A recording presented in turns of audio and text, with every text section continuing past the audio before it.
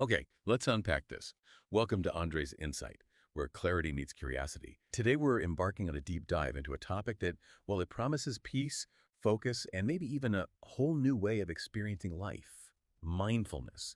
It's a word you hear absolutely everywhere, isn't it? From like corporate boardrooms to quiet meditation retreats, always promising these profound shifts. And you, our listener, you share just an incredible stack of sources for this exploration. We've got everything from dense academic papers, cutting-edge psychological studies, right through to really personal anecdotes and even some sharp critical viewpoints. So our mission today is to meticulously extract the most important nuggets of knowledge, connect those often overlooked dots, and ultimately give you a truly comprehensive, well-informed perspective on mindfulness that, goes way beyond the usual headlines. And that's precisely our aim. We're going to delve into what mindfulness truly means, tracing its ancient lineage, and really uncovering its core essence. We'll explore its remarkably wide-ranging benefits, and there's quite a bit of scientific evidence to look at there. But crucially, we'll also shed light on the less talked about challenges, the potential risks, and the significant critiques that exist. Because this balanced approach, well, it's vital. It's vital to ensure you gain a complete and informed understanding. We want to equip you with the clarity needed to make truly informed decisions about whether this practice is right for you. Okay, so let's truly start at the very beginning then. Yeah. Mindfulness. It's a term we hear so often now, it's almost become, well, almost a buzzword, hasn't it? Its contemporary usage feels quite modern, but you're saying its roots are actually profoundly ancient, steeped in philosophical tradition. That's an excellent point to anchor our discussion. Yes, indeed. The term mindfulness, as we generally understand it in the West, is actually a translation. It's a translation of sati, which is a word from the Pali language. And Pali, well, it's central to early Buddhist philosophy. That connection is pretty foundational to really getting the practice. Now, while sati is commonly understood today in modern Western contexts as simply attention or maybe full awareness, for those who really dig into its origins, and certainly for long-term practitioners, the meaning is far more subtle, more nuanced. More subtle? How so? Well, sati isn't just about paying attention to what's happening right now, in the second. Fundamentally, it translates more closely to recollection. Now, this isn't recollection like remembering your shopping list. It's more like the faculty of attention that remembers what you should be focusing on. Remembers what you should be focusing on. Exactly. And critically, this recollection is always informed by prior wisdom. It's not just about letting your attention wander anywhere. It's about remembering how to pay attention in a wise, discerning way, bringing a specific quality of awareness, to your actual experience. That definition, recollection informed by prior wisdom. It's really compelling. It already feels like a significant step away from the common understanding. But for many people, especially those just starting out, this idea of non-judgmental observation can feel incredibly difficult. Our sources definitely highlight how ingrained our judging mind is. So how do practitioners actually begin to cultivate that non-judgmental stance when their inner critic is going full blast? Oh, it's a huge challenge. Absolutely. And it's one of the core elements, really. At its heart, mindfulness is described as maintaining this minute-by-minute awareness of our thoughts, our feelings, bodily sensations, the environment around us. And this awareness, it's cultivated through a calm, almost curious, natural kind of view without forcing anything. And this is where that crucial element of acceptance comes in. It's often missed, I think, in casual chats about mindfulness. It means we actively choose to pay attention to these experiences without judging them, without immediately slapping labels on them like good or bad or believing they're inherently wrong or right. So just noticing. Pretty much. It's about observing reality as it is, like you're a scientist in a lab just taking notes rather than seeing everything through that usual heavily filtered lens of our preferences, our prejudices, our past conditioning. It's not about trying to make yourself feel good all the time. It's about seeing clearly. Okay, so it really seems like we're talking about a paradigm shift then. Much more than just simple relaxation, isn't it? It sounds like a deep, non-judgmental observation that actually challenges our basic conditioning. Which leads me to ask about the attitude. What kind of mindset is essential for this practice? You hit on a core principle there. To really engage with mindfulness in this transformative way, a crucial element is something called shoshin, or beginner's mind. And this isn't just some quaint poetic phrase, it's utterly foundational. It's about cultivating an open, curious, and fundamentally non-judgmental mindset. Beginner's mind, like seeing things fresh. Exactly. It means approaching every single moment, every thought, every sensation, as if you're encountering it for the very first time. Imagine looking at a tree you see every day, but with the fresh eyes of a child, noticing every leaf, every bit of texture, rather than just immediately labeling it tree and moving on. This helps strip away the baggage of past experiences, preconceived notions or usual knee-jerk reactions. Practitioners are encouraged to learn to let go of their obsession with success and failure, which, as you can imagine, is particularly challenging in our very goal-oriented, achievement-driven society. This idea of approaching every moment with a beginner's mind, it feels quite profound, especially when our minds are so quick to just categorize and judge everything. Yeah. How does one actually cultivate that freshness? And related to that, our sources talk a lot about non-attachment. That sounds well, almost contradictory to our human nature of wanting things, striving for things. That's a powerful paradox to explore, definitely. Cultivating beginner's mind is a continuous practice. It's about gently releasing that need to know, to categorize, to control. It means accepting every moment of life exactly as it shows up, without Right. judgment. Experiencing its raw existence without constantly evaluating it. It's about truly facing reality without those preconceived notions or the elaborate stories we constantly tell ourselves about what should be happening. Okay. And yes, this absolutely extends to non-attachment, which importantly doesn't mean apathy or indifference. It's not about not caring. It means not being obsessed with outcomes, understanding that things are inherently impermanent and fluid. Everything changes, right? Our emotions, external circumstances, everything. The practice is about adapting to their natural development rather than, futilely resisting change. Some profound teachings suggest the secret to liberation is actually to renounce nothing, cling to nothing, enjoy everything as it is, Enjoy everything. and then allow it to pass, to flow through you like water. This radical acceptance extends deep. It means detaching yourself from labels, the roles you play, the identities you construct, and from those ego-driven desires. It's an acknowledgement that external things like your job title, your possessions, even what other people think of you, they don't define your intrinsic worth. And when you can truly let go of that firm grip on who you think you are or what you need to be, well, it leads to a profound sense of freedom, inner ease. Our sources suggest that attachments can actually diminish your capacity for genuine connection, even for love, because they narrow your focus only to the object of your attachment. Like blinders. Kind of, yeah, making you blind to the broader, richer symphony of life. It's like listening to an orchestra, but only hearing the drums. True love, in this sense, involves clarity of perception and objectivity, not clinging. It frees up enormous mental and emotional energy that was previously tied up in trying to control or maintain specific outcomes or identities. Okay, given this really intricate and, liberating understanding of mindfulness, how does one actually do it? How do you practice it? Are we talking about sitting in silence for hours, removed from the world like a monk in a monastery? Or is it something more integrated, something a busy person can genuinely incorporate into their daily life? It's truly both. And understanding this distinction is pretty fundamental if you want to incorporate mindfulness effectively into modern life.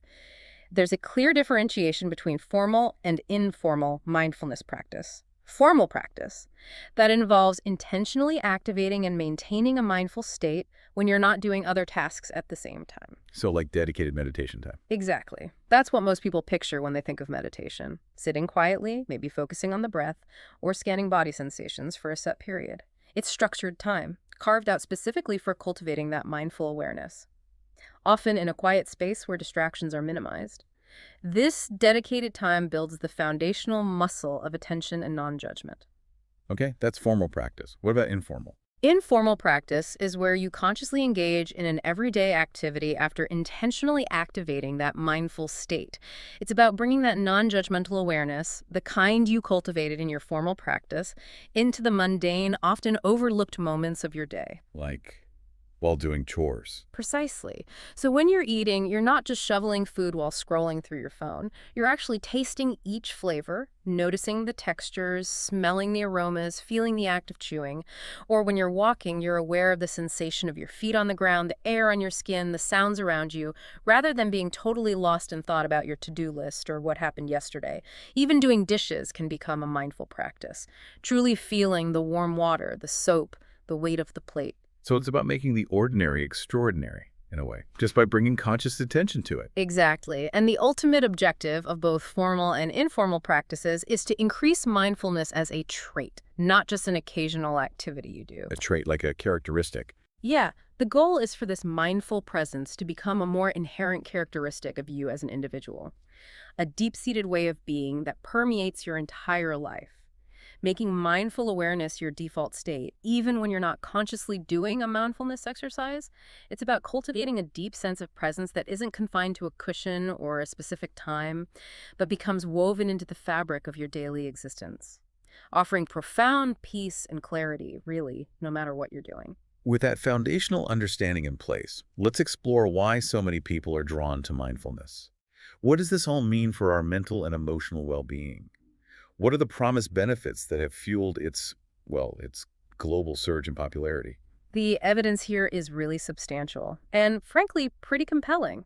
Mindfulness is remarkably effective in reducing stress, anxiety, and depressive symptoms. And crucially, it's not about eliminating negative emotions or pretending they don't exist. That's a common misconception. Right. It's not about becoming emotionless. Not at all. It's more about helping people experience these difficult emotions without getting completely trapped or overwhelmed by them. It teaches you to observe them, acknowledge their presence, and then allows them to sort of flow through, much like clouds moving across the sky, rather than holding on to them or fighting them.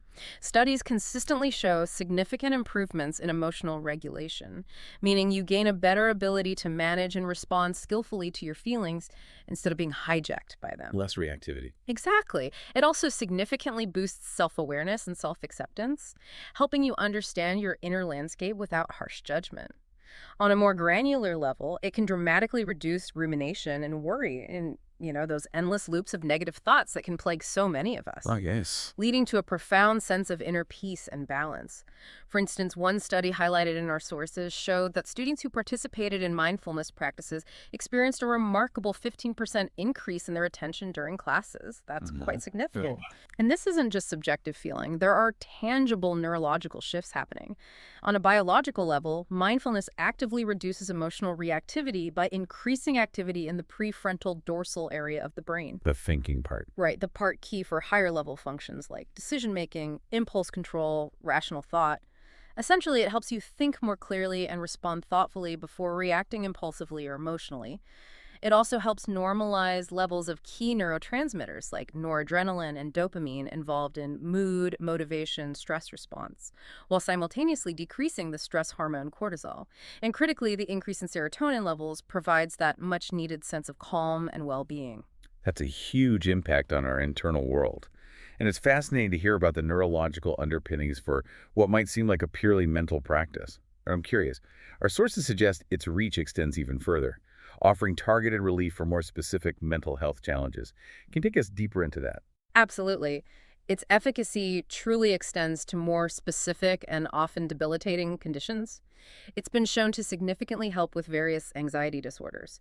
Things like social phobia, that intense fear of social situations, and generalized anxiety disorder, which is characterized by persistent, excessive worry.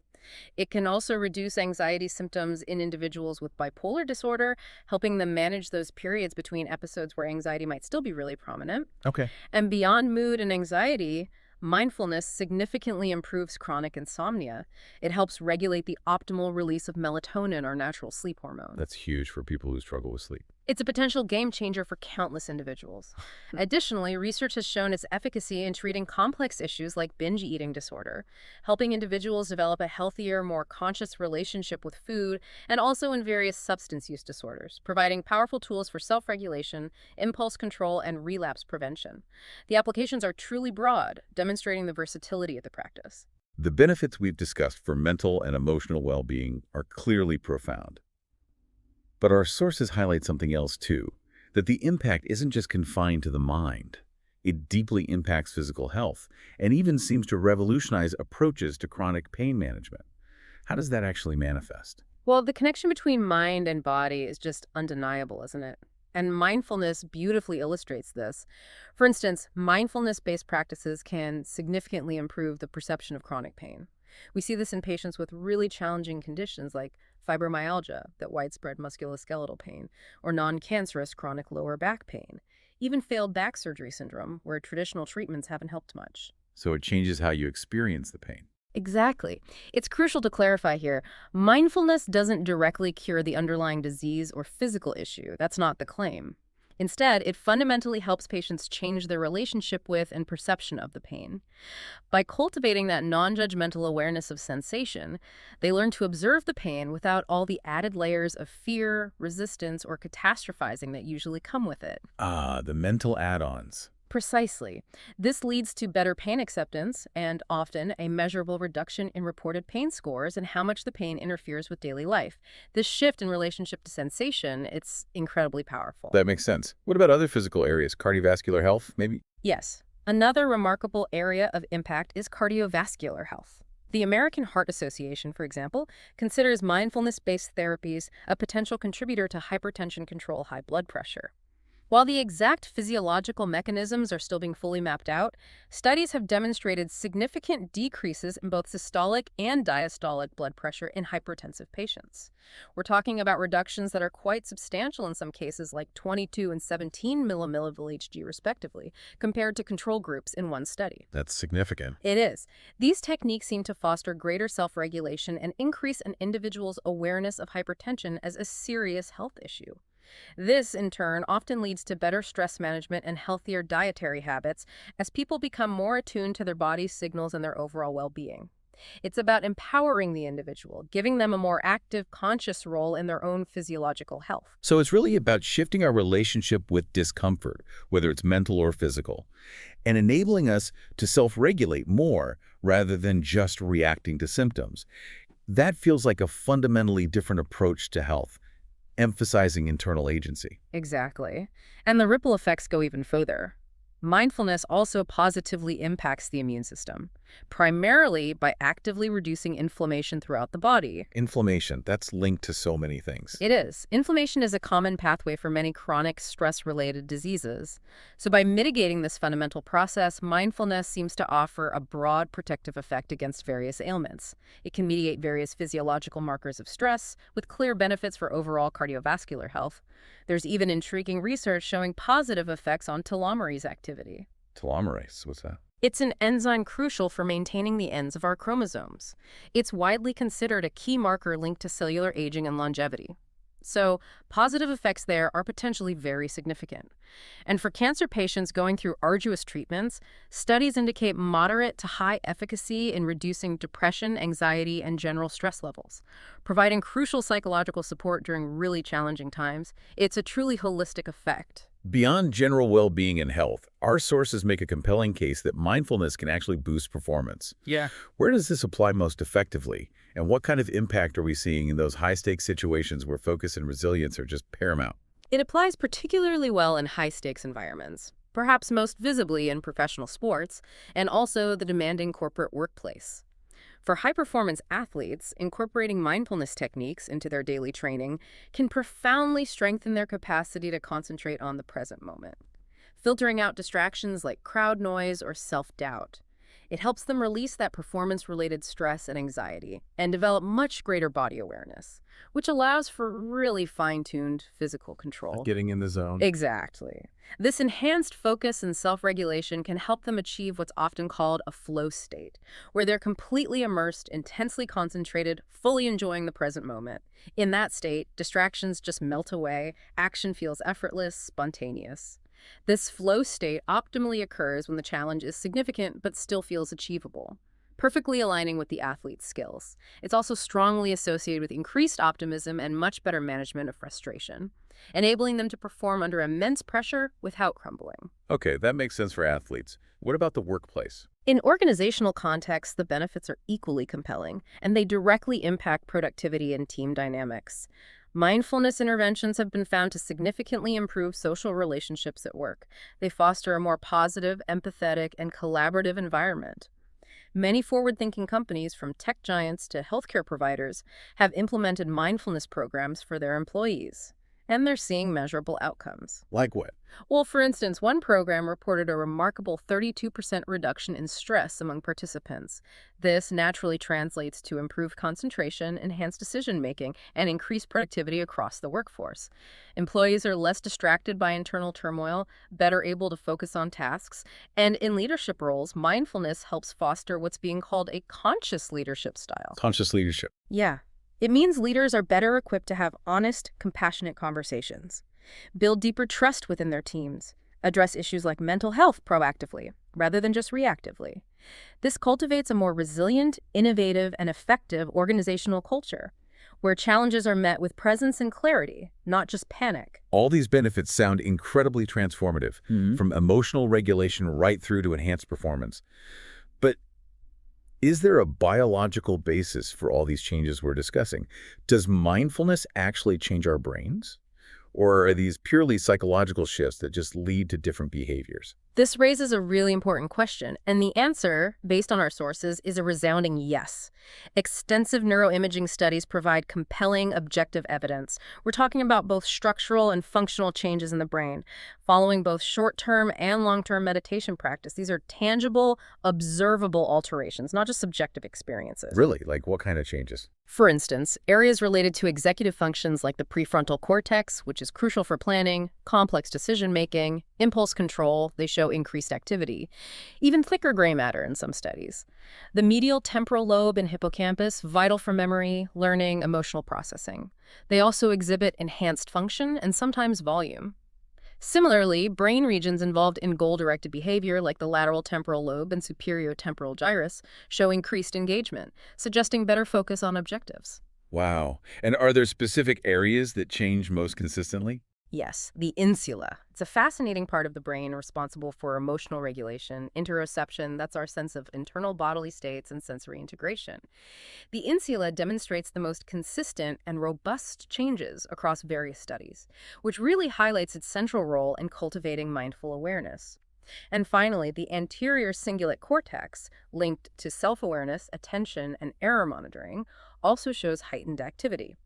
From a broader structural perspective, studies have consistently shown a measurable increase in gray matter volume in several of these key brain regions for meditators compared to non-meditators. That's quite profound actual physical changes in the brain's structure. Does this also relate to the brain's ability to adapt and rewire itself? Neuroplasticity. Absolutely. Mindfulness is strongly connected to neuroplasticity, the brain's incredible inherent ability to adapt and change its connections and organization throughout life. This happens through things like the formation or elimination of synapses, the communication points between neurons, and the growth or retraction of dendritic spines which receive signals. So the brain is actively reshaping itself. It seems so. For example, specific studies show that mindfulness meditation can actually reduce the volume of brain regions processing pain signals in individuals with chronic pain. This directly impacts how pain is experienced at a neurological level, making it feel less intense or less bothersome. Furthermore, electrophysiological studies using techniques like EEG have revealed a significant increase in alpha wave power, which is characteristic of those relaxed yet alert meditative states, and sometimes an increase in theta power associated with deeper relaxation and creativity. These are objective, measurable neurological changes, not just subjective feelings. They underscore the profound impact of consistent mindfulness practice on the very architecture and function of the brain itself. It suggests the brain is quite literally rewiring itself for greater presence and calm. Okay, we've painted a very positive picture so far, highlighting the vast and often scientifically backed benefits of mindfulness. It sounds almost like a superpower sometimes. However, some of the sources you shared hint at a darker, less serene side, suggesting that meditation isn't always a smooth journey to tranquility. What happens when meditation brings up unexpected or deeply difficult experiences for people? This is a crucial area to acknowledge, absolutely crucial for a complete and truly balanced understanding. While mindfulness practice offers many undeniable benefits, it's vital to recognize it's not a magic cure-all. And it's certainly not always pleasant or easy. In fact, if you are deeply unhappy with certain aspects of your life, maybe your relationships, your career, your living situation, meditation, kind of by design, can make you intensely, even painfully aware of that unhappiness. Like holding up a mirror. Exactly. It often acts as an unfiltered mirror showing you the stark reality of your situation. It might indicate that you're maybe overdue for significant life changes, pushing you to confront what you've perhaps been avoiding or suppressing. So what kind of difficult experiences are we talking about? People report a surprisingly wide range of intense and distressing experiences during meditation or even afterwards. And these aren't just minor discomforts. They can include really strong feelings of anger, profound frustration, heightened anxiety that sometimes verges on panic attacks, deep depression, a general sense of dysphoria or unease, even overwhelming grief. Some individuals have described vividly reliving negative experiences from their past, including surfacing what felt like early childhood trauma that they weren't consciously aware of before. Oh, that sounds intense. It can be. One powerful account described burning sensations in parts of the body and re-experiencing traumatic details multiple times, almost like a loop, until the energy or emotional charge of the memory finally seemed to dissipate. There are even more extreme cases reported in our sources, people feeling a primal element or instinctual fear seizing them up, or even experiencing disturbing suicidal ideation, sometimes during what were supposed to be peaceful retreats. These experiences can be incredibly disorienting and deeply distressing, very far from the common expectation of calm. It sounds incredibly unsettling, truly. It's the precise opposite of what many people expect when they start meditating. Usually they're looking for calm and inner peace, right? Not a confrontation with intense negative emotions or even trauma. Indeed, it is a profound contrast. It's often described metaphorically like peeling layers of an onion. You're confronting things that have accumulated throughout your life, patterns of thought, suppressed emotions, unresolved issues, effectively uncovering what's truly behind the superficial noise and daily distractions. And this can be a profound shock, especially when returning to daily reality after a deep session or retreat. It can even lead to feelings of disorientation, depersonalization, that sense of being detached from your body or thoughts, or even questioning your very existence, Right. leading to a kind of existential crisis of why bother doing anything? That sounds scary. It can be. While these difficult experiences are often transient, maybe lasting a few hours or days, some individuals report them lasting for extended periods, weeks, even months.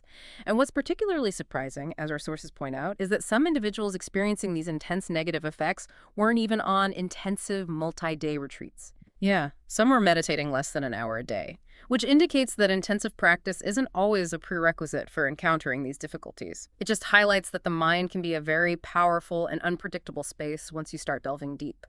And a practice designed to open up self-awareness can also sometimes open up what has been deeply buried and maybe needs careful handling. Okay, so given the potential for these difficult experiences, building on that, it's critically important to recognize that meditation, maybe certain forms or intensities, might actually be contraindicated for some individuals. Yes, absolutely. Experts strongly suggest it may trigger serious psychiatric problems in those with pre-existing vulnerabilities. This is a serious consideration. This includes individuals with a history of psychotic episodes or a diagnosed vulnerability to psychosis. Also, certain personality disorders like schizotypal or schizoid personality disorders characterized by unusual thought patterns or difficulty forming close relationships. It also extends to dissociative disorders, where people might feel detached from reality, or somatoform disorders like hypochondriasis, that excessive worry about being seriously ill, and somatization, where psychological distress manifests as physical symptoms without a clear medical cause. So it's definitely not a practice for absolutely everyone, especially if not approached with caution and careful consideration of one's mental health history. This raises a really important question then. If there are these genuine risks, is everyone truly suitable for meditation? Or should there be some kind of screening process, maybe, before people embark on these practices, particularly the more intensive ones like long retreats? Many experts emphasize exactly that. For deeper or longer practices, proper guidance from a qualified, experienced teacher or a mental health professional is absolutely vital. It's not just recommended, it's seen as essential by many. There's a significant concern about people seeking rapid progress. Maybe attending a 10-day silent retreat after only a week or two of casual introductory practice on an app. Jumping in too deep too fast. Exactly. This kind of accelerated, unguided immersion can lead to considerable problems because it bypasses the gradual preparation and integration that more traditional teachings usually advocate. Hmm. It's just not advisable to embark on intensive practice without sufficient preparation or proper ongoing guidance, similar to how you wouldn't attempt a 30-day fast without medical advice and supervision, right? Good analogy. Without adequate spiritual or professional guidance, the path through what some practitioners call darkness, those moments where difficult emotions, past traumas, or existential anxieties resurface, can be incredibly complex and, in some cases, unforgiving. What could be an opportunity for profound healing and insight can unfortunately turn into a greater trauma or exacerbate existing vulnerabilities if not handled skillfully. The presence of a knowledgeable guide who can help interpret, validate, and navigate these experiences, well, it's truly invaluable. Okay, so if mindfulness has these deeper, sometimes difficult aspects and clearly requires careful guidance for many, how does that square with its widespread popularity and commercialization, where it's often packaged as, a quick fix app, a stress reduction seminar for the office, or a corporate wellness solution? It seems like a very different promise being made. This is precisely where the concept of McMindfulness comes in. It's a pointed and quite influential critique. It suggests that modern secular mindfulness has been largely stripped of its profound ethical, liberational, and even societal roots. Instead, it's been repackaged and, frankly, aggressively marketed as a self-help tool, often primarily for personal gain and to boost productivity within a capitalist system. Like a fast food version. That's the critique, exactly. The fast food version of a deeply transformative, holistic practice. It aims to deliver a quick, digestible version of peace, perhaps without the deeper engagement or the challenging aspects we've just discussed. So what's the harm in that, according to the critics, if it helps people feel a bit less stressed? Well, the critics argue that by focusing almost solely on individual stress reduction, personal well-being, and enhanced focus, this commercialized version subtly diverts attention away from the systemic causes of suffering. They point to issues like social injustice, economic inequality, precarious employment, exploitative work conditions, things that cause enormous stress and unhappiness. It risks framing unhappiness, anxiety, or burnout as purely an individual's thinking disease, or maybe a lack of personal resilience. Blaming the victim almost. That's the concern, rather than acknowledging them as legitimate symptoms of broader societal issues that actually require collective solutions, not just individual coping mechanisms. This concept of the tyranny of happiness suggests that happiness itself becomes another consumer product, something to be acquired and optimized, thereby masking the deeper need for collective action and fundamental structural change in society. It places the burden entirely on the individual to just cope better. It sounds like it can become another product to consume, another form of self-optimization, rather than a truly transformative practice aimed at broader personal and maybe even collective liberation. It bypasses the ethical core. Precisely. The underlying message, often implicitly delivered by many commercial mindfulness programs, becomes happiness is an inside job, and well-being is a skill that can be trained, much like working out your biceps at the gym. This narrative fits all too neatly into a neoliberal ethos of individual responsibility and self-optimization, where success or failure is seen as entirely a matter of personal effort and resilience. The danger here, as critics articulate, is that it risks making people just contented, more resilient, mindful capitalists, people who are better able to cope with potentially exploitative systems rather than critical thinkers or agents of collective change who might challenge those systems. This approach, they argue, neglects critical engagement with the very structures of power and economic systems that cause so much suffering in the first place.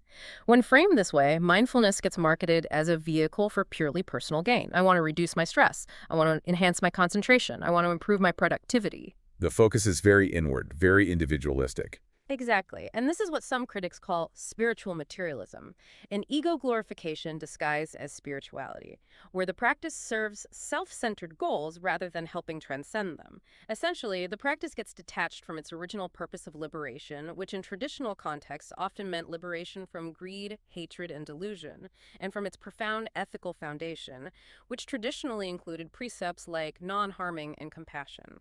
By omitting these, it potentially reinforces negative roots like greed, hostility, and delusion instead of undermining them.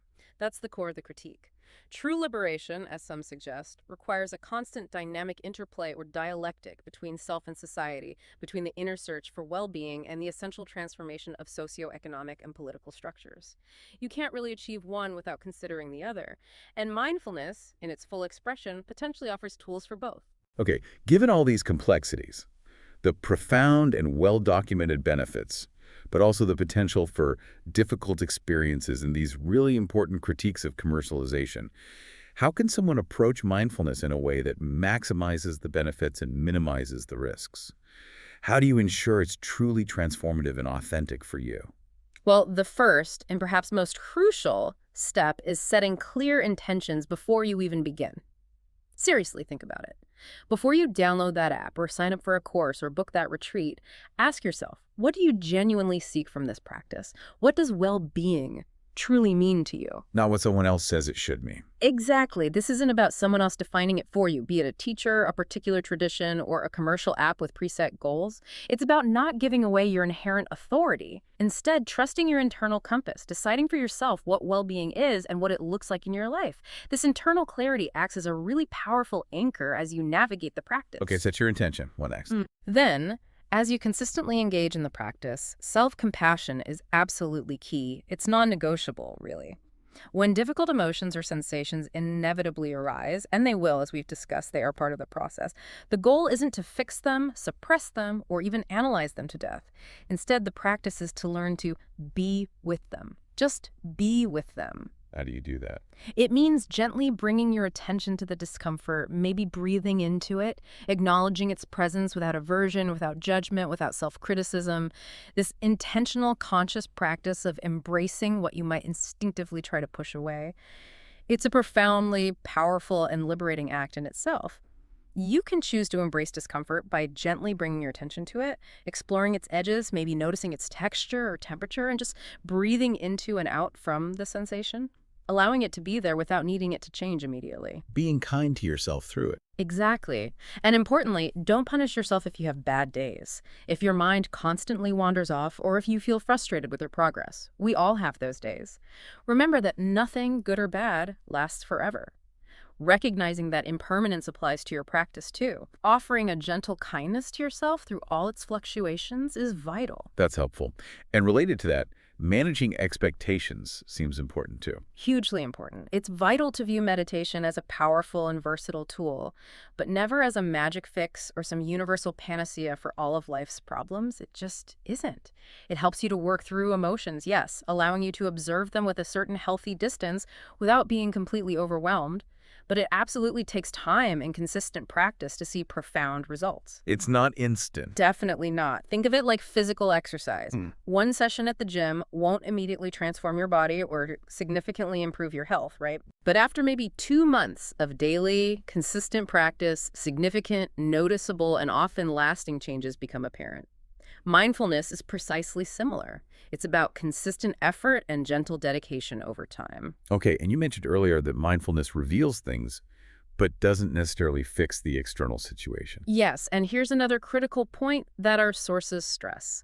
Mindfulness by itself doesn't automatically fix things in your external life. Action must invariably follow the insights gained from your practice. If you are deeply unhappy with your life situation, your job, your relationships, your living conditions, maybe systemic injustices you face, meditation might reveal that unhappiness with stark, undeniable clarity. It might illuminate the patterns of thought or emotional resistance that are contributing to your distress. But once that awareness is there, you still need to make the necessary changes in your life. Mindfulness gives you the clarity, but you need to act on it. Exactly. Mindfulness can illuminate what truly bothers you, which then effectively becomes your personalized action plan for real-world transformation. It shows you the truth of your situation, empowering you to then take deliberate, conscious steps towards creating a life that genuinely brings you joy, alignment, and purpose. It reveals the path, but you still have to walk it. That's a crucial distinction. Mindfulness illuminates the path, but doesn't walk it for you. But what if someone does encounter those deeply troubling experiences we discussed earlier, like intense anger, profound anxiety, re-experiencing trauma, or feeling really disoriented during their practice? What should they do then? What kind of support is available beyond just the mindfulness practice itself? If you're struggling with intense anger, overwhelming anxiety, vividly re-experiencing trauma, or feeling profoundly disoriented and detached during or after your practice, it's not only recommended, but highly advised to pause the practice, pause it, and immediately seek professional help from a licensed mental health therapist, a qualified professional. So stop meditating and get help. In those intense situations, yes.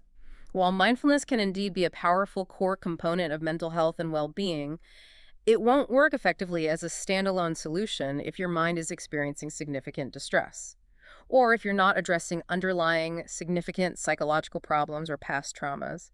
It's a support tool, not a replacement for necessary clinical care, especially when encountering deep psychological material.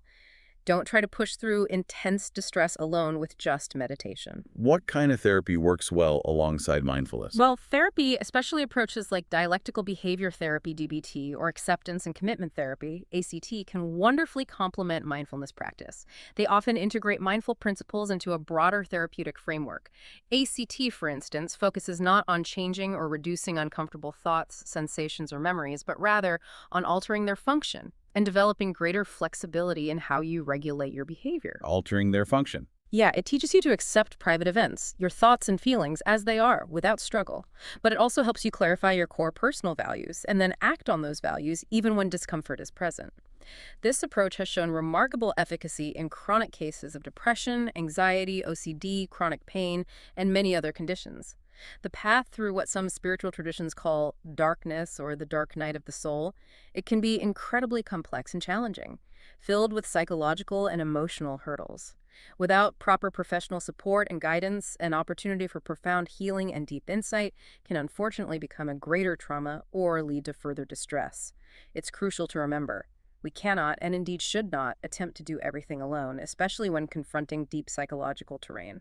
That's incredibly vital advice, recognizing when professional support is needed. But for those who are ready to explore mindfulness safely and intentionally, perhaps with that guidance in mind, what are some of the foundational techniques our sources recommend for getting started? How do they actually work in practice? Okay, so for beginners looking to gently start their mindfulness journey, formal practices like body scans are excellent entry points, widely recommended in our sources.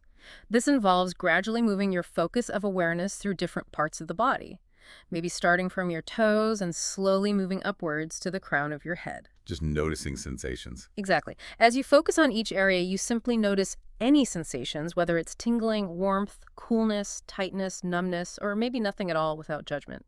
For example, you might simply feel the contact between your body and the chair or the ground, or sensations within your feet, then your legs, your torso, and so on. This practice helps to deeply ground you in the present moment through your direct physical experience, bringing a heightened awareness to the body, which can be very calming. Okay, body scan. What else? Breath seems central too. Oh, absolutely. Breath-focused meditation is another fundamental and often the very first practice taught in most mindfulness traditions. Here, the primary anchor for your attention is simply the sensation of the breath. You might focus on the feeling of air entering and leaving your nostrils, or the subtle rise and fall of your abdomen, or the expansion and contraction of your chest as you breathe. Just watching the breath. Just watching it. The key idea here is not to control your breath, just to observe it naturally. And whenever your mind inevitably wanders, as it will, thinking about your day, planning, worrying the practice, is to gently, without self-reproach, bring your attention back to the sensation of the breath. Over and over. This process helps you recognize that thoughts are simply mental events, like fleeting clouds, and you can choose not to engage with them or get caught up in their stories.